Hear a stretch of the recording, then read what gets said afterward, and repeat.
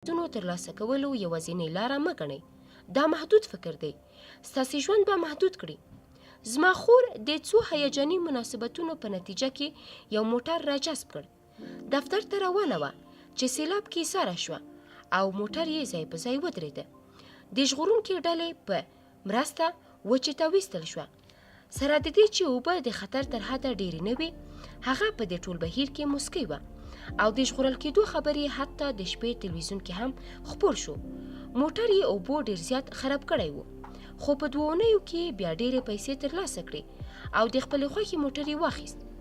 کیسه کې د خوند خبره دا ده چې هغه وخت کې زما خور پر خپل کور وه او د موټر لپاره یې اضافه پیسې نه لرلې، نو موټر یې په خیال کې هم نه راته، خو بیا یې هم خپل کور ته ښایسته موټر راجذب کړ. ځکه کله یې چې زموږ د ورور د نوي موټر خبر واورېده، نو له سترګو یې د خوشحالۍ اوښکې تویې شوې. زما خور ډېره زیاته خوشحاله وه او د ورور په نوي موټر اخیستو یې ډېره مینه ورکړله. د جذب قانون هر عنصر، هر حالت او هره پیښه داسې وڅرخول چې دې ته یې نوی موټر راوست. دا د مینې زور دی. تاسې چې یو څیز تر څو ونه مومئ، تر هغې به نه پوهیږئ چې څنګه یې ترلاسه کوئ، خو د مینې قوه پوهیږي. نو له خپلې مخې لرې شئ او باور ولرئ. تصور وکړئ چې څه غواړئ. په ځان کې خوشحالي تصور کړئ. د مینې جاذبه قوه به یوه ښایسته لاره پیدا کړي چې تاسې هغه څیز ولرئ. زموږ انساني ذهن محدود دی، خو د مینې ځیرکتیا نامحدوده ده. د دې لارې زموږ تر پوهې لوړې دي.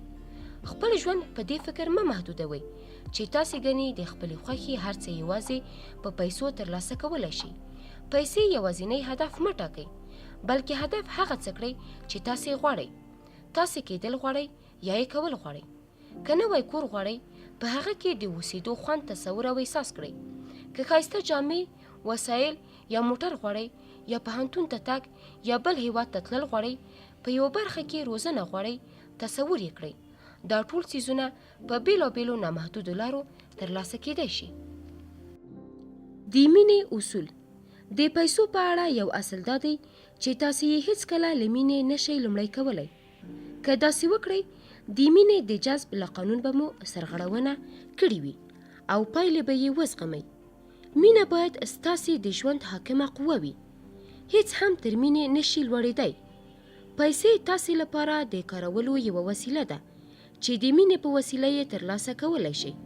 خو که چیرته ژوند کې پیسې تر مینې لومړی وګڼئ، نو له امله به یې تاسې ډېر زیات منفي فکرونه راجذب کړئ. داسې نه کیږي چې پیسو سره مینه وکړئ او له خلکو سره تریخ چلند وکړئ. ځکه که داسې وکړئ، نو منفي ته مو لاره پرانیستې ده چې ستاسې اړیکو، روغتیا، خوشحالي او مالي حالت ته درننوځي. که مینه غواړئ، په دې پوه شئ چې د مینې موندلو یوازینۍ لار مینه کول دي. څومره چې تاسې ډېره مینه کوئ، هومره به ډېره ترلاسه کوئ. د دې مینې کولو یوازینۍ لاره دا ده چې ځان له مینې ډک کړئ او تر هغه وخته یې ډک کړئ چې په مقناطیس بدل شئ. تاسې باید هغه شتمني پیدا کړئ چې د ښه ژوند لپاره یې غواړئ. تاسې باید د پیسو له کمي ونه رنځېږئ، ځکه رنځېدل دنیا کې منفي ګرایي پیدا کوي. د ژوند ښایست دا دی چې کله تاسې مینې ته لومړیتوب ورکوئ، د ښه ژوند لپاره اړینې پیسې پخپله درته راځي. د ځواک ټکي.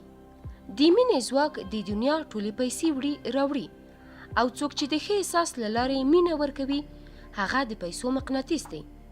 تاسې د پیسو په اړه خپل احساس بیانولی شئ، ځکه که تاسې د اړتیا وړ پیسې نه لرئ، معنا دا ده چې د پیسو په اړه مو احساس ښه نه دی. مینه هغه جاذبه قوه ده چې پیسې راوړي، او همدا مینه هغه قوه هم ده چې تاسې پورې پیسې نښلوي. مصرف چې کوئ، داسې لارې چارې پیدا کړئ چې ښه احساس وکړئ. داسې وګڼئ چې مصرف مو عاید دی، یا شکر وباسئ او د هغه ځای مننه وکړئ چې مصرف پکې کوئ. پیسې چې درته راشي، که لږې هم وي، شکر پرې وباسئ. دا یاد ساته چې مینه هر څه څو چنده کوي. لګښت چې کوئ، ښه احساس وکړئ او په دې خاطر بد احساس مه کوئ چې پیسې در سره لږې دي. د دې دواړو توپیر په ټول عمر کې د پیسو د پریمانۍ او بې خرڅۍ ترمنځ توپیر دی. نغدې چې لاسته درتلې، د پریمانۍ په اړه یې ښه احساس وکړئ. داسې تصور وکړئ چې د پیسو یو مخ مثبت دی او د پیسو پریماني ښیي. هر وخت چې پیسې راخلئ د پریمانۍ مخ یې ځان ته راوړوئ. که تاسې د هر چا بریا ته خوشحاله یې، خپله بریا به در پورې ونښلي. خپلو پیسو یا معاش او کار ته یو شان ارزښت ورکړئ. که کار ته تر پیسو ډیر ارزښت ورکړئ، کاروبار او کاري شخصیت به مو ټیټ شي. پیسه یوازې یوه وسیله ده چې تاسې پرې د خپلې خوښې څیزونه تجربه کولی شئ. د مینې جاذبه قوه بې شمېره لارې چارې لري چې تاسې ته ستاسې د خوښې څیز راوړي او پیسې په دې کې یوازې یوه لاره ده. داسې احساس کړئ چې د خپلې خوښې کس سره یې، د خپلې خوښې کار کوئ، د خپلې خوښې څیزونه لرئ، ځکه یوازې پر پیسو تر فکر کولو به مینه ډیره احساس کړئ. د ژوند ښایست دا دی چې کله تاسې مینې ته لومړیتوب ورکړئ، د ښه ژوند لپاره اړینې پیسې په خپله درته راځي. ځواک او اړیکې. اړیکه که هر څومره کمزوري وي، هر چا سره د مهربانۍ، پاملرنې، مینې او درک چلند وکړئ. دا ټول کارونه بې له کومې تمې وکړئ. ستاسې ژوند کې به ژور بدلون راشي. د مینې ورکړه هغه قانون دی چې ستاسې ژوند کې په هر چا تطبیقیږي او د مینې ورکړه یا مینه کول د اړیکو قانون دی. د مینې قوه دا نه ګوري چې تاسې څوک پیژنئ که نه، یو کس مو ملګری دی که نه، مین مو دی او که پردی انسان. د مینې قوه دې ته نه ګوري چې تاسې خپل همکار سره مخ کیږئ، که رئیس، مور، پلار، ماشوم، شاګرد یا د یوه دوکان کاریګر سره. هر چا سره چې تاسې مخ کیږئ، تاسې ورته یا مینه ورکوئ یا یې نه ورکوئ، او تاسې چې څه ورکوئ هماغه به بیرته ترلاسه کوئ. اړیکې د مینې د ورکړې تر ټولو لوی کانال دی او په اړیکه کې ستاسې د مینې له لارې ستاسې ټول ژوند بدلیدی شي. په عین حال کې اړیکې ستاسې لویه ناکامي هم کیدی شي، ځکه زیاتره وخت همدا ستاسې د مینې نه کولو لویه بهانه هم وي. څه چې بل ته ورکوئ، ځان ته یې ورکوئ. د تاریخ تر ټولو پوه خلکو موږ ته ویلي چې خلکو سره مینه وکړئ، خو دا نه دي ویل شوي چې خلکو سره یوازې په دې خاطر مینه وکړئ چې تاسې ښه ښکاره شئ. تاسې ته د ژوند راز ویل شوی دی، تاسې ته د جذب قانون ښودل شوی دی. بل سره چې مینه کوئ، په خپله به ښه ژوند ولرئ. بل سره چې مینه کوئ، هغه ژوند ته به رسیږئ چې تاسې وړتیا لرئ. ټول قانون په یوه سپارښتنه کې راټول شوی دی. خپل ګاونډي سره ځان غوندې مینه وکړه. نورو سره که د مهربانۍ، هڅونې، ملاتړ، مننې یا بل ښه احساس په وسیله مینه وکړئ، دا مینه به تاسې ته بیرته راستنه شي. ځان په څو چنده ډیر کړي او ستاسې د ژوند برخې ته به مینه راوړي. مثلا روغتیا، پیسې، خوشحالي او مسلکي ژوند. همدارنګه د نیوکو، غصې، بې حوصلېتوب یا بد احساس په وسیله د نورو په اړه منفي احساس ولرئ، تاسې به هغه منفیګرۍ بیرته په ضمانت ومومئ. دا منفیګرۍ چې بیرته راځي، ځان به څو چنده کوي، نوره منفیګرۍ به راوړي او دا به ستاسې د ژوند په هره برخه تاثیر کوي. مینه یعنی ازادي. خپلو کې د مینې په اړه یو نزاکت دی او دا یوازینی علت دی چې له امله یې خلک هغه ژوند ته نشي رسېدلی چې لیاقت یې لري. په دې کې چل دا دی چې زیاتره خلک نه پوهیږي نورو سره مینه څنګه وکړي. په دې اړه وضاحت لپاره باید تاسې په دې پوه شئ چې نورو سره مینه نه کول یا مینه نه ورکول په څه معنا دي. د بل انسان د بدلولو هڅه کول مینه ورکول نه دي. که تاسې فکر کوئ تر بل ښه پوهیږئ چې د هغه لپاره څه غوره دي، دا هم مینه نه ده. که فکر کوئ تاسې په حقه او بل کس په ناحقه دی، دا هم مینه نه ده. نیوکې کول، ملامته کول، زړه خوړل، شکایت یا په بل انسان کې تېروتنې موندل هم مینه نه ده. کرکه په کرکه نه ختمیږي، کرکه په مینه ختمیږي. دا تلپاتې قانون دی. ما ته را رسېدلې کیسه درته کوم. دا کیسه هغه پاملرنه په ګوته کوي چې موږ یې باید په خپلو اړیکو کې ولرو. له یوه سړي خپله مېرمن جلا شوې وه او بچي هم ځان سره وړي وو. سړی ډېر خفه و. خپله مېرمن یې پړه ګڼله او د هغې پرېکړه یې نه منله. اړیکې یې ورسره ونیوله او خپل ټول کوښښ یې کاوه چې د خپلې مېرمنې ذهن بدل کړي. دې سړي به داسې ګڼل چې دا کار ګنې خپلې مېرمنې او بچو سره له مینې کوي. خو دا کارونه مینه نه وه. هغه خپله ښځه د ګډ ژوند ختمېدو په وجه پړه ګڼله. پر دې باور و چې دی په حقه دی او هغه نه حقه ده. مېرمنې چې د ځان لپاره کومه پریکړه کړې وه د هغه نه منله. دا چې مېرمنې سره یې اړیکه نه بس کوله په دې خاطر نیول شوی او په بند محکوم شوی و. دا سړی ورو ورو پوه شو چې کله یې له خپلې مېرمنې د ازادۍ او انتخاب حق اخیسته دا یې له هغې سره مینه نه وه او بالاخره ورپسې د خپل ازادي هم وبایلله. د جذب قانون د مینې قانون دی او تاسې یې نشئ ماتولی. که سرغړونه ترې وکړئ تاسې ماتېږئ. زه داسې کیسه په دې خاطر کوم چې د ګډ ژوند پای ځینو خلکو لپاره ډېر سخت وي. تاسې له بل د حق نشئ اخیستی چې هغه د ځان لپاره څه انتخاب کوي، ځکه دا مینه نه ده. که څه هم ستاسې زړه مات وي خو دا د زهرو ګور دی چې باید وشي. د هر چا د ازادۍ او د انتخاب د حق درناوی باید وکړئ. تاسې چې بل ته څه ورکوئ په خپله هم بیرته هماغه مومئ او کله چې له بل انسانه د انتخاب حق اخلئ داسې منفي څیزونه به راجذب کړئ چې له تاسې به د انتخاب حق واخلي. کیدای شي عاید مو لږ شي، صحت مو خراب شي، دنده مو ټیټه شي، ځکه دا ټول څیزونه ستاسې پر ازادۍ تاثیر کوي. د جذب قانون بل کس نه پیژني. تاسې چې نورو ته څه ورکوئ هغه پخپله ترلاسه کوئ. نورو سره مینه په دې معنی هم نه ده چې تاسې نور پرېږدئ چې ستاسې په سر در پورته شي یا تاسې وځوروي، ځکه دا هم مینه نه ده. که تاسې بل څوک دې ته پرېږدئ چې له تاسې استفاده وکړي د هغه سره هم مرسته نه ده او باور لرم چې تاسې سره هم مرسته نه کوي. مینه سخته ده. موږ د دې قانون تر چتر لاندې وده او زده کړه کوو او د همدې زده کړې د یوې برخې په توګه یې نتایج تجربه کوو. نو که تاسې بل څوک دې ته پرېږدئ چې تاسې وکاروي یا مو وځوروي دا مینه نه ده. مینه دا ده چې تاسې تر خپله وسه ځان د ښه احساس لوړو فریکونسیو ته ورسوئ. د مینې قوه به درته په خپله حالات اسانه کړي. د اړیکو راز ژوند درته هر څه در وړاندې کوي چې تاسې ترې د خپلې خوښې څیز واخلئ. د ژوند د ډالۍ یوه برخه دا ده چې تاسې ته هر ډول خلک درکول کیږي. تاسې د خلکو کې هغه څه انتخابولی شئ چې خوښیږي مو او له هغه څه مخ اړولی شئ چې نه مو خوښیږي. که ستاسې په چا کې کوم خویونه نه خوښیږي مجبور نه یې چې هغې سره یې هم مینه وکړئ، بلکې له دې خویونو مخ واړوئ او په اړه یې هیڅ احساس مه لرئ. که د چا یو خوی مو نه خوښیږي او مخ ترې اړوئ په دې معنا ده چې تاسې ورسره راحت یئ او پوهیږئ چې ژوند تاسې ته یو انتخاب درکوي. دا په دې معنا نه ده چې تاسې د هغوی ملامتولو لپاره ورسره دلیل ووایئ یا یې ملامته کړئ او نیوکه پرې وکړئ یا په دې خاطر د بدلولو هڅه وکړئ چې تاسې ته ځان په حق ښکاري، ځکه که تاسې دا کارونه کوئ مینه نه کوئ. تاسې چې مهرباني کوئ خپل روح مو تغذیه کیږي او ظلم چې کوئ هم د خپل روح مو خرابېږي. کله چې تاسې د مینې د احساس په فریکونسۍ یئ نو یوازې هغه خلک ستاسې ژوند ته راتللی شي چې ستاسې پر فریکونسۍ وي. تاسې کله کله خوشحاله یئ، کله نارامه یئ او کله خفه یئ. تاسې د خپل ځان بېلابېلې بڼې کیدلی شئ. تاسې سره چې د کوم انسان اړیکه یا خپلوي ده هغه هم د خپل ځان بېلابېلې بڼې کیدی شي.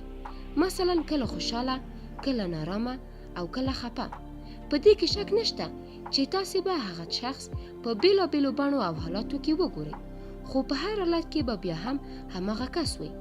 تاسې چې خوشحاله یئ د نورو خلکو یوازې د خوشحالۍ بڼه ستاسې ژوند ته راځي. که تاسې د نورو خلکو د خوشحاله بڼې لیدل غواړئ نو پخپله باید خوشحاله شئ.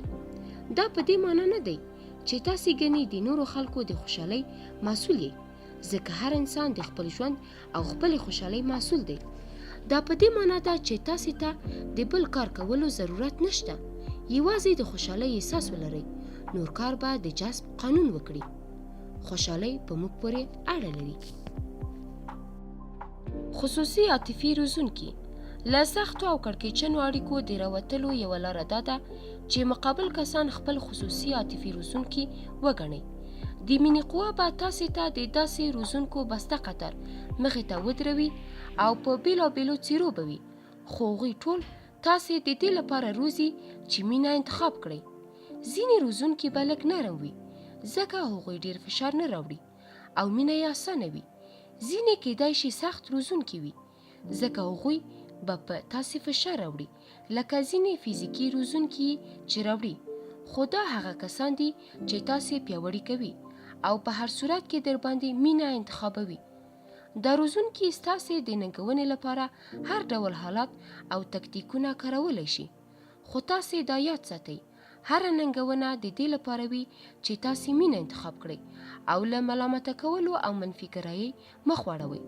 ځینې به مو ننګوي چې تاسې باید د هغوی یا نورو خلکو په اړه قضاوت وکړئ، خو پام کوئ چې تیر مو نه باسي.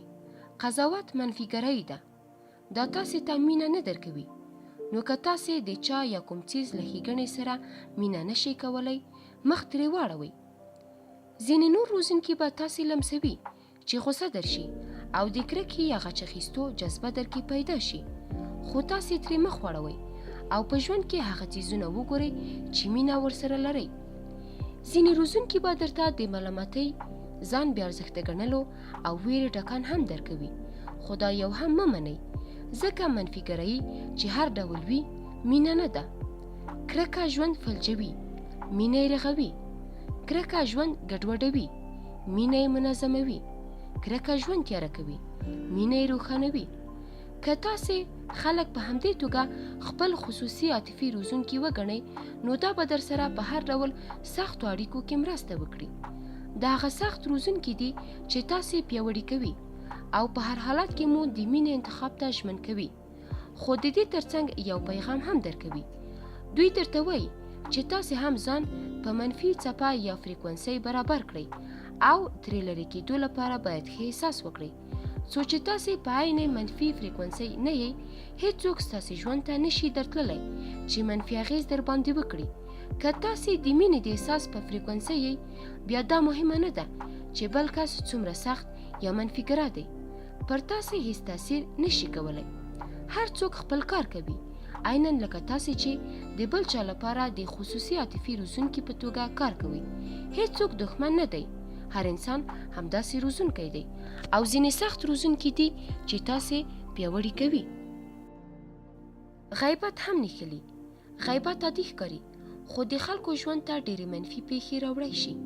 غیبت مینه نه ده، غیبت منفي ګرایي ده او بیرته به تاسې همدا مومئ. غیبت چې د چا کېږي هغه ته زیان نه رسېږي، بلکې څوک یې چې کوي هغه ته زیان رسوي. تاسې چې د کوم ملګري یا د کورنۍ غړي په اړه غږیږئ او څوک درته د هغه یو منفي کار یا خبره در یاده کړي یا د هغوی غیبت پیل کړي، نو دا خلک منفي ګرایي کوي. تاسې چې ورته غوږ دی، تاسې هم منفي ګرایي کوئ ځکه تاسې احساسات لرئ او منفي خبرې چې اورئ، احساسات به مو خامخا ورسره بدلیږي. مثلا تاسې له خپل یو همکار یا همکارې سره د ډوډۍ پر وخت غږیږئ او دواړه د یو بل کس په اړه منفي خبرې کوئ. معنا دا چې تاسې دواړه غیبت او منفي ګرایي کوئ. داسې نشي کېدی چې د هغه کس په اړه د منفي خبرې وکړئ یا یې واورئ او ښه احساس وکړئ. دا درته سپینه وایم چې د چا په کار کې کار مه لرئ، ګنې د هغوی کار به په موږ پورې راونښلي. څو چې یو څیز په خپل ژوند کې نه غواړئ، تر هغې په اړه احساس مه ښکاره کوئ. په دې کار به نه یوازې ځان سره ښېګڼې وکړئ، بلکې له هغوی سره به هم ښېګڼه وکړئ چې پر خپل ژوند د غیبت پر منفي تاثیر خبر نه دي. که تاسې غیبت کوئ یا غیبت اورئ، سمدستي یې بس کړئ او ووایئ خو زه خوشحاله یم چې. دا جمله بیا د هغه کس د ښېګڼې په یادولو ختمه کړئ چې غیبت یې کېږي. که انسان د بد فکر پر اساس عمل کوي، نو تکلیف به ورپسې وي. که څوک د ښه فکر پر اساس خبره یا عمل کوي، نو خوشحالي به لکه د سیوري تل ورپسې وي. ژوند تاسې ته هر انسان او هر حالت د دې لپاره در مخې ته کوي چې تاسې د خپلې خوښې او ناخوښه څیزونو انتخاب کړئ. داسې چې یو څیز ته غبرګون ښیي، دا غبرګون د خپلو احساساتو په وسیله ښیي، او کله چې دا کار وکړئ، تاسې په خپله دا انتخاب کوئ. ستاسې غبرګون که ښه وي که بد وي، په تاسې پورې نښلي او بیا تاسې وایئ چې تاسې دا نور هم غواړئ. نو په دې پوهېدل مهم دي چې تاسې په اړیکو کې څه ډول غبرګون ښیئ، ځکه که تاسې غبرګون وښیئ که بد، د هغه احساسات دي چې تاسې ورکوئ. په دې توګه به تاسې همدا حالات نور هم مومئ او همداسې نور احساس به هم کوئ. که څوک یوه خبره یا کار کوي او تاسې ځان خفه، ځورېدلی یا غوسه احساسوئ، نو د خپل احساس بدلولو هڅه وکړئ. که تاسې یوازې په دې پوه شئ چې غبرګون مو منفي دی، همدا پوهېدل مو سمدستي د منفي احساساتو زور ختموي او حتی مخه یې نیولی شي. خو که دا احساس مو وکړ چې منفي احساسات مو قوي دي، نو بیا ښه خبره دا ده چې یو څو ګامه واخلئ او یو څو شیبې د خپلې خوښۍ څیزونه وګورئ چې احساس مو ښه شي. مثلا د خپلې خوښې موسیقي واورئ، د خپلې خوښې څیزونه تصور کړئ یا د خپلې خوښې یو کار وکړئ. حتی د هغه انسان ښېګڼې هم در یادولی شئ چې تاسې خفه کړي یې. دا کار به سخت وي، خو تاسې کولی شئ. دا د ښه احساس تر ټولو چټکه لاره ده. دا په خپلو احساساتو د برلاسي کېدو ښه لاره هم ده. انسان چې پر ځان برلاسی وي، خفګان ختمولی او خوشحالي رامنځته کولی شي. زه دا نه غواړم چې خپلو احساساتو ته کښېنم. زه غواړم چې هغه وکاروم، خوند ترې واخلم او تر واک لاندې یې کړم. تاسې په خپل ژوند کې هر منفي حالت بدلولی شئ، خو دا کار په بدو احساساتو نشئ کولی. تاسې باید حالاتو ته بدل غبرګون وښیئ، ځکه که همداسې منفي غبرګون تاسې هم وښیئ، نو ستاسې بد احساسات به زورور شي او منفي حالات به څو چنده کړي. که تاسې ښه احساس ولرئ، مثبتګرۍ زوروره او څو چنده کیږي. حتی که تاسې دا تصور نشئ کولی چې یو حالت څنګه په مثبت څیز بدلیدی شي، بیا هم کیدی شي. د مینې قوه تل یوه لاره پیدا کوي. د جذب قانون نښلول کوي. یعنی کله چې تاسې د بل په نیکمرغۍ خوشحاله شئ، هغه نیکمرغي تاسې پورې نښلي. که تاسې د بل انسان د یوه خوی درناوی او ستاینه وکړئ، تاسې هغه خوی په خپل ځان پورې نښلوئ. خو که مو د بل په اړه منفي فکر او خبرې وکړئ، نو تاسې هغه منفي څیزونه هم په ځان پورې نښلوئ او خپل ژوند ته یې راوړئ. د جذب قانون ستاسې احساساتو ته غبرګون ښیي. تاسې چې څه ورکوئ، هغه ترلاسه کوئ. نو که په بل کس، حالاتو یا د ژوند پر یوه پیښه ټاپه وهئ، هغه ټاپه په خپل ځان وهئ او تاسې به هماغه مومئ. دا ښه خبره ده، ځکه په دې معنا ده چې ستاسې څه خوښیږي او مینه ورسره لرئ، هغه ځان پورې نښلولی شئ. طریقه یې دا ده چې په نورو خلکو کې دا ښېګڼې وګورئ او د زړه له تله یې ومنئ. دا د دنیا یو البوم دی او تاسې چې د مینې په ځواک پوه شئ، نو بیا مو کار دا دی چې په خلکو کې ښېګڼې لټوئ. دا ستاسې د ژوند بدلولو تر ټولو ښه او اسانه لاره ده. دا سختي او خفګان ختموي. ستاسې کار یوازې دا دی چې په خلکو کې ښېګڼې ولټوئ او له بدیو مخ واړوئ یا یې په اړه هیڅ احساس ونه کړئ. اسانه ده که نه؟ لومړی ګام مې له ښه فکره سره واخیست، دویم مې له ښې خبرې سره واخیست او دریم مې له ښه نیت سره واخیست او جنت ته ننوتم. د زردشت کتاب. مینه سپر دی. که د نورو خلکو منفي احساسات له زوره غورځوئ او ځان یې له تاثیره خلاصوئ، نو دا یاد ساتئ چې له هر انسانه د احساساتو مقناطیسي ساحه راتاووي. د مینې، خوند، خوشحالۍ، شکر، هیجان، شوق او هر ښه احساس یوه ساحه وي.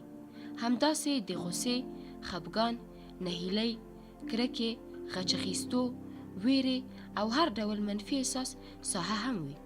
له کوم انسانه چې د منفي احساس ساحه راتاووي، هغه بیخي ښه احساس نشي کولی او که په دې وخت کې تاسې مخې ته ورشئ، هغه به مخامخ په تاسې هم غوسه وکړي.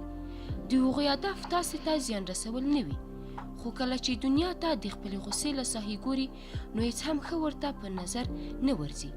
یوازې هغه څیزونه ورته ښکاري چې غوسه وروړي، او دا چې یوازې غوسه ګوري، نو هر څوک چې ګوري غوسه وروړي او غوسه پرې کوي. کله کله حتی هغوی هم چې ورته ګران وي. دې حالت سره یې مخ شوي یئ. که ستاسې احساس ښه وي، د مقناطیسي ساحې قوه درته یو سپر جوړوي چې منفیګرۍ ترې دننه نشي. بیا که په تاسې څوک هره منفیګرۍ درغورځوي، تاسې ته نه در رسیږي.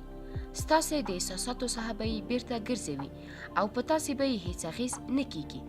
بل خوا که څوک په تاسې څه منفي درغورځوي او تاسې هغسې احساس کوئ لکه هغه کس یې چې وایي نو ستاسې احساس باید بد شي، ځکه منفیګرۍ ستاسې د احساساتو ساحې ته درننوتې وي. که داسې کار در سره وشو، یوازې یو کار وکړئ، هغه دا چې په ډېر ادب له هغه ځایه تللو لپاره یو دلیل پیدا کړئ، په دې خاطر چې لاړ شئ او خپل مثبت احساسات بیرته ورغوئ. دوه منفي ساحې چې سره مخ شي په ډېر چټکۍ څو چنده کیږي او بیا پرې د هیڅ ښه زور نه رسیږي. تاسې به د خپل ژوند د تجربو په دې پوهیږئ.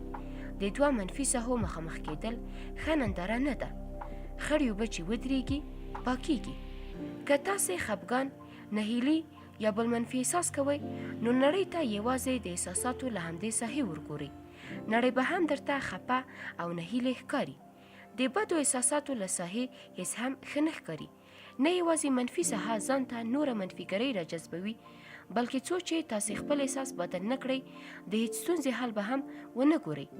د بهرنۍ نړۍ او حالاتو د بدلولو په پرتله د خپلو احساساتو بدلول اسانه وي. د نړۍ ټول فزیکي عملونه حالات نشي بدلولی. تاسې خپل احساس بدل کړئ، بهر حالات به بدل شي.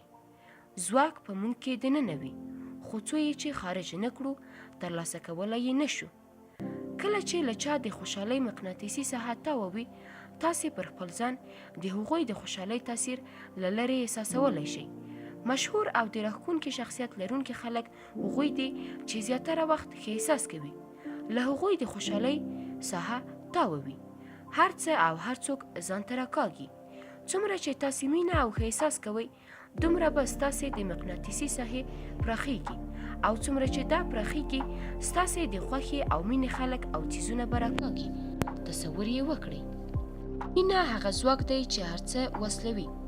کله چې د دنیا ټول خلک یو بل سره مینه وکړي، نو زورور به پر کمزوري برلاسی نه وي، اکثریت به اقلیت نه ځپي، شتمن به نیستمند پورې نه خاندي، لویان به واړه نه سپکوي، او هوښیار به ساده نه تیر باسي. تاسې هره ورځ دا فرصت لرئ چې د خپلو ښو احساساتو په وسیله له خلکو سره مینه وکړئ.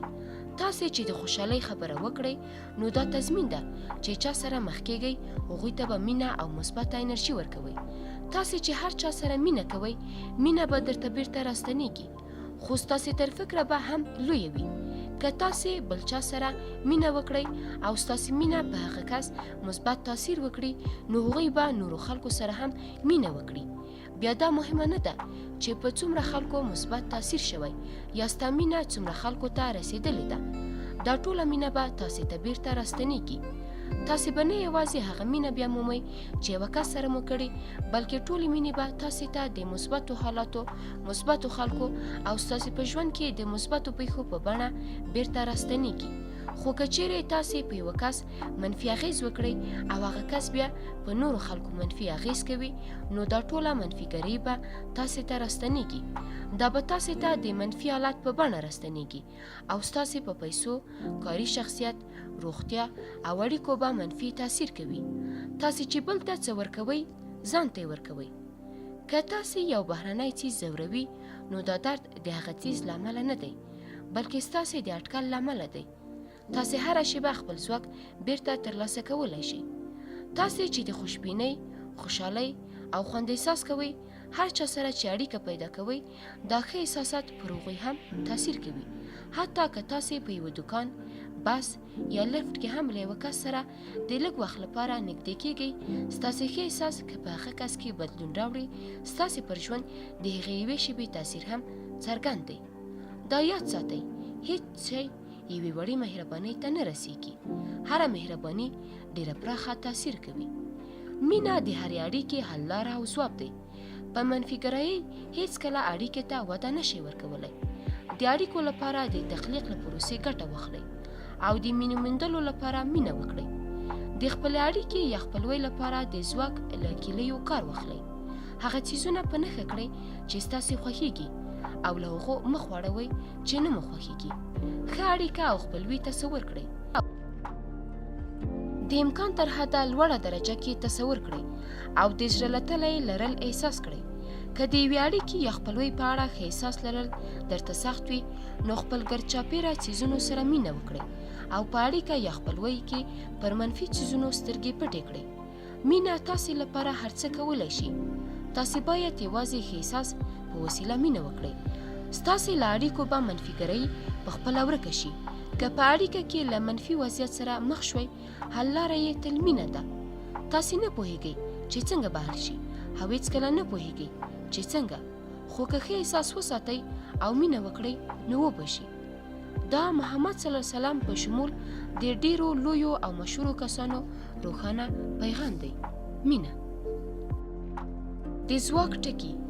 تاسې چې له هر چا سره په اړیکه کې کیږئ، یا ورسره مینه کوئ یا نه، خو تاسې چې څه ورکوئ هماغه به بیرته مومئ. نورو ته د مهربانۍ، ستاینې، ملاتړ، مننې یا بل ښه احساس له لارې مینه ورکړئ. دا مینه به مو د ژوند هرې برخې ته څو چنده راوګرځوي. په اړیکه کې تر منفي څیزونو هغه څیزونه ډېر وګورئ چې ستاسې خوښیږي. دا څیزونه به بل انسان کې داسې ښکاره شي لکه معجزه چې شوې وي. د بل انسان د بدلولو هڅه دا فکر کول چې تاسې ښه پوهیږئ هغه لپاره څه ښه دي او ځان په حقه او بل کس ناحقه ګڼل، دا مینه نه ده. نیوکې، ملامتي، شکایتونه، ګیلې او په نورو انسانانو کې نیمګړتیاوې لټول مینه نه ده. که د نورو خلکو خوشحاله مخ لیدل غواړئ، تاسې باید خوشحاله شئ. د مینې قوه تاسې ته د خصوصي عاطفي روزونکو یو لوی خطر در مخې ته کوي. دا د ورځنیو خلکو په بڼه وي، خو دا ټول تاسې د دې لپاره روزي چې مینه انتخاب کړئ. ستاسې چې څه خوښیږي او مینه ورسره لرئ هغه ځان پورې نښلولی شئ. طریقه یې دا ده چې په نورو خلکو کې دا ښېګڼې وګورئ او د زړه له تله یې ومنئ. داسې نشي کېدی چې منفي خبرې وکړئ یا یې واورئ او ښه احساس ولرئ. ژوند تاسې ته هر انسان او هر حالت د دې لپاره مخې ته درته کوي چې تاسې د خپلې خوښې او ناخوښه څیزونو انتخاب وکړئ. تاسې چې یوه څیز ته غبرګون ښیئ، دا غبرګون د خپلو احساساتو په وسیله ښیئ، او کله چې دا کار وکړئ تاسې په خپله دا انتخاب کوئ. په بدو احساساتو منفي وضعیت نشي بدلولی. که منفي غبرګون ښیئ، ستاسې بد احساسات به قوي شي او منفیګرایي به څو چنده کړئ.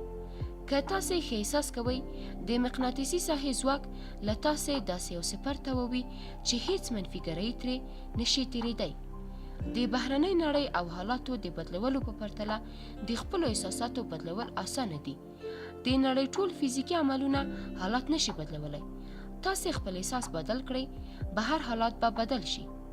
څومره چې تاسې مینه او ښه احساس کوئ، دومره به ستاسې مقناطیسي ساحه پراخیږي، او څومره چې دا پراخیږي ستاسې د خوښې او مینې خلک او څیزونه به راکاږي. ځواک او روغتیا. په موږ کې پټ طبیعي قوتونه د مرضونو اصلي رغونکي دي. روغتیا یعنی څه؟ تاسې به روغتیا دا ګڼئ چې انسان ناروغه نه وي، خو روغتیا تر دې ډیره پراخه ده. که تاسې عادي احساس کوئ یا مو احساس ښه نه وي، نو تاسې روغ نه یئ. د روغتیا احساس داسې دی لکه د وړوکي ماشوم احساس. وړه ماشومان هره ورځ له انرژۍ ډک وي، بدن یې سپک او نرم وي او په اسانۍ خوځېږي راخوځېږي. د شپې خوب آرام او ژور وي او سهار داسې یوه تازه احساس سره راویښېږي لکه نوی بدن چې ورکول شوی وي. هغوی ته هره ورځ خوندوره او له هیجانه ډکه وي. تاسې یو وړوکی ماشوم وګورئ، بیا به پوه شئ چې روغتیا واقعاً څه معنا لري. دا هغه حالت دی چې تاسې باید احساس کړی وي او تاسې باید همدا اوس هم احساس کړئ. تاسې زیاتره وخت داسې احساس کولی شئ ځکه تاسې ته د مینې د قوې په وسیله نامحدوده مینه موجوده ده. یوه شیبه هم داسې نه ده چې تاسې ته پکې څه در نه کړل شي. تاسې چې څه غواړئ هغه ستاسې دي او په دې کې نامحدوده روغتیا هم ده، خو د موندلو لپاره یې باید دروازه پرانیزئ. په څه باور یې؟ هغه چې څنګه په خپل زړه کې فکر کوي هغسې دی. دا د غوره ویناوو له ډلې ده، خو د دې خبرې معنا څه ده؟ هغه چې څنګه په خپل زړه کې فکر کوي هغسې دی. تاسې چې په زړه کې څه فکر کوئ، پر هماغه د حقیقت باور هم کوئ. باورونه یوازې له قوي احساساتو سره تکراریدونکي فکرونه دي چې ورسره نښتي وي. مثلا زه زر زکام کېږم، زما معده خرابه ده، زه وزن نشم کمولی، زه غڅي سره حساسیت لرم، قهوه مې خوب تښتوي. دا ټول باورونه دي، حقیقتونه نه دي. باور هله جوړیږي چې تاسې خپل ذهن ساز کړئ. حکم پکې وي، بیا پسې دروازه بند کړئ او کیلي چیرته لرې وغورځوئ او د بحث او خبرو هیڅ ځای پکې پاتې نشي. خو تاسې چې کوم باور حقیقت ګڼئ هغه به تاسې لپاره حقیقت وي، حتی که تاسې ته ګټه در رسوي او که تاوان. تاسې چې هر باور ورکوئ د جذب قانون وایي چې هماغه به بیرته مومئ. د زیاتره خلکو د ناروغۍ په اړه د ویرې باورونه د روغتیا په اړه تر ښو باورونو ډیر وي. په نړۍ کې چې ناروغۍ ته کومه پاملرنه شوې هغې ته په کتو دا د حیرانۍ خبره نه ده او دا هره ورځ ستاسې شاوخواته وي. په درملو کې د ټولو پرمختګونو سره بیا هم ناروغۍ زیاتېږي ځکه خلک له ناروغیو ډیر زیات ویرېدلي دي. ستاسې د روغتیا په اړه ښه احساسات د ناروغۍ په اړه تر بدو احساساتو ډیر دي. تاسې د روغتیا د اوږد ژوند په پرتله د ناروغۍ په حتمي کېدو ډیر باور لرئ. که تاسې په دې باور یئ چې بدن به مو د وخت په تېرېدو خراب شي او ناروغي حتمي ده، نو معنا دا ده چې تاسې همدا باور ښکاره کوئ او د جذب قانون به تاسې ته همدا حالات او پیښې ستاسې د بدن او روغتیا په بڼه بیرته درکړي. زه چې له څه ویرېدم هغه راته راغلل او څه ته مې چې اندېښنه وه هغه راباندې رانازل شول. په درملنه کې د پلاسیبو یعنی د درملو پر ځای بل څه ورکولو تاثیر د باور د ځواک ثبوت دی. په دې ډول درملنه کې د یوې ډلې واقعي درملنه کیږي او اصلي درمل ورکول کیږي او بلې ډلې ته د اصلي درملو مصنوعي څیزونه ورکول یا یې مصنوعي درملنه کیږي. خو یوې ډلې ته هم دا نه ویل کیږي چې کومې د ناروغۍ یا علایمو درملنه ده. کومې ډلې ته چې مصنوعي درمل ورکول شوي هغې ډلې زیاتره وخت رغېدل یا د ناروغیو د علایمو کمی تجربه کړی دی. د پلاسیبو تاثیر عموما زموږ پر بدن زموږ د باورونو اغیز څرګندوي. تاسې چې خپل بدن ته پرله پسې د خپلو باورونو او قوي احساس په مرسته څه ورکوئ هغه باید بیرته په خپل بدن کې ترلاسه هم کړئ. ستاسې باورونه ستاسې د بدن هره حجره او هر غړی ډکوي. احساس مو چې ښه وي مینه کوئ او په بدل کې روغتیا مومئ. که احساس مو بد وي ذهني فشار ستاسې د اعصابو او سلونونو د کشش لامل کیږي. ستاسې په بدن کې مهم کیمیاوي مواد ترشح کیږي، بدلون پکې راځي، رګونه مو کش کیږي، ساه مو لنډیږي او بالاخره ستاسې د اندامونو روغتیا له ګواښ سره مخ کیږي. ناروغي یوازې له دې امله وي چې بدن تر ډیره وخته په فشار، نارامۍ او ویره کې پاتې شي. ستاسې احساسات ستاسې د بدن پر هرې حجرې تاثیر کوي. ذهن او بدن او ذهني او فزیکي حالات راوصل دي. ستاسې په بدن کې دننه نړۍ، په تاسې کې دننه بسته نړۍ ده. د خپل بدن په قوت پوهېدو لپاره باید تاسې د نړۍ وپېژنئ ځکه دا هر څه ستاسې تر امر لاندې دي. ستاسې د بدن هره حجره خپل یو رول لري او ټولې په ګډه یوازې د دې هدف لپاره کار کوي چې تاسې ژوندی وساتي. ځینې حجرې د مشخصو ارګانونو او ساحو مشري کوي او په خپله سیمه کې د لګیا حجرو لارښوونه او مدیریت کوي. مثلا زړه، ماغزه، ځیګر، ګردې او سږي. د یوه ارګان د رهبرۍ حجرې په هغه ارګان کې د نورو ټولو حجرو کارونه مدیریت کوي او لارښوونه ورته کوي او دا نظم رامنځته کوي چې ارګان په سم ډول کار وکړي.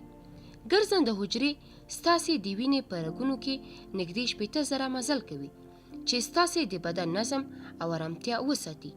په کوم ځای کې چې نارامي پیدا شي، مثلا پوست وګریږي، دا حجرې سمدستي پیغام لیکي او د رغونې منظم ټیمونه ساحې ته ځان رسوي. د زخم او ګریدو لپاره لومړی کار د وینې د لخته کولو د ډلې دی چې د وینې د بهیدو مخه ونیسي. د دوی کار چې خلاص شو بیا د نسجونو او پوست ټیمونه ورځي چې هغه ساحه بیرته ورغوي، نسجونه سره وګنډي او پوست بیرته روغ کړي. که کوم بهرنی موجود مثلا میکروب یا ویروس وجود ته ننوځي، د یاداشت حجرې سمدستي د دې بهرنی څیز نقشه وباسي. بیا دا نقشه یا عکس له خپله شته ریکارډ سره لیدل کیږي چې پخوا د ورته بهرني موجود تاریخچه شته.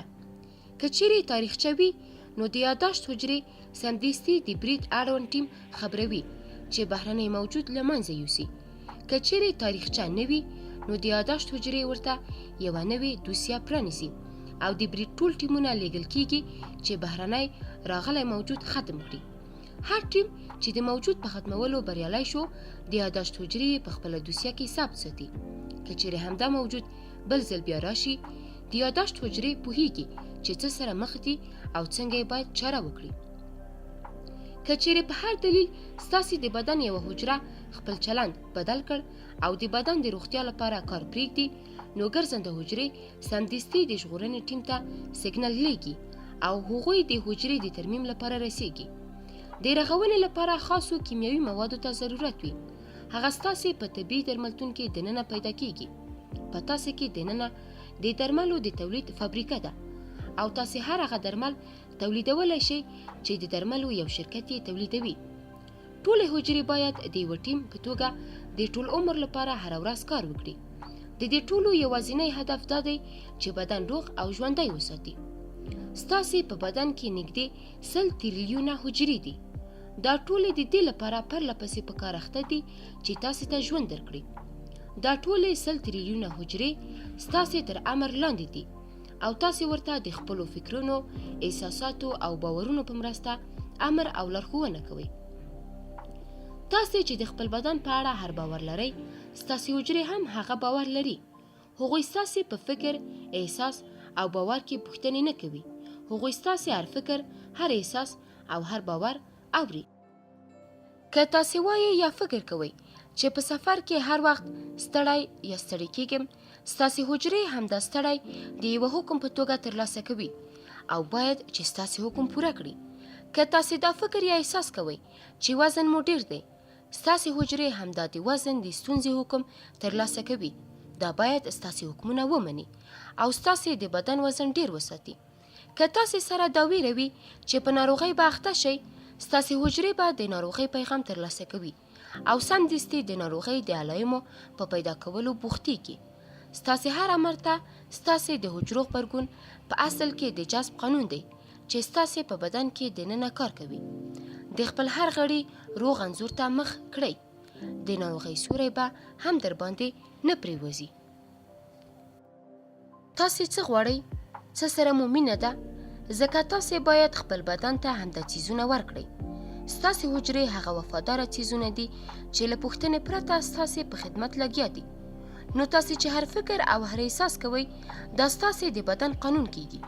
که تاسې د خپل ماشومتوب غوندې ښه احساس کول غواړئ نو خپل حجرو ته دا خبرې وکړئ: زه نن ښه احساس کوم، زه ډېره انرژي لرم، زما نظر ډېر ښه دی، زه د خپلې خوښې وزن لرلو لپاره هر څه خوړلی شم، زه هره شپه لکه د ماشوم غوندې ویده کیږم. تاسې د خپل ملک پاچا یې او تاسې چې هر فکر او احساس کوئ هغه ستاسې د ملک قانون کیږي. دا ستاسې د بدن قانون دی. د زړه زور انسان په یوه لحاظ د کائناتو وړه بڼه ده. نو انسان چې څه دی د کائناتو پیژندلو یوه لاره ده. ستاسې په بدن کې دننه بالکل زموږ د کائناتو او د شمسي نظام غوندې نقشه ده. ستاسې زړه لمر او ستاسې د بدن مرکز دی. ستاسې نور ارګانونه یې سیارې دي او لکه څنګه چې نورې سیارې د توازن او نظم ساتلو لپاره پر لمر تکیه دي همداسې ستاسې د بدن نور ارګانونه هم د نظم او توازن ساتلو لپاره په زړه تکیه دي. په کالیفورنیا کې د هرت مات په نامه د زړه انسټیټیوټ ساینسپوهانو ښودلي چې په زړه کې د شکر، مینې او ستاینې احساسات ستاسې د بدن دفاعي سیستم تقویه کوي، د مهمو کیمیاوي موادو تولید زیاتوي، فزیکي ځواک او جذبه مو لوړوي او د دې ترڅنګ د سټرس هورمونونه کموي، د وینې فشار نورمال کوي او د غوسې، پښیمانۍ او خپګان هورمونونه کموي. همدارنګه په شکر یا دیابت اخته کسانو کې د ګلوکوز کچه منظموي. د مینې احساس د زړه په حرکت کې هم نظم رامنځته کوي. د یاد انسټیټیوټ موندنې ښیي چې زموږ د زړه مقناطیسي ساحه زموږ د مغزو تر مقناطیسي ساحې 50,000 ځله قوي ده او له بدنه څو ګامه بهر وځي. ځینې نور ساینسپوهان د اوبو په وسیله د تجربې په مرسته زموږ په روغتیا د مینې د احساس ارزونه کوي. اوبه زموږ له بدن سره څه کار کوي؟ دا ځکه چې ستاسې بدن 80% له اوبو جوړ دی او ستاسې په سر کې دننه 80% اوبه دي.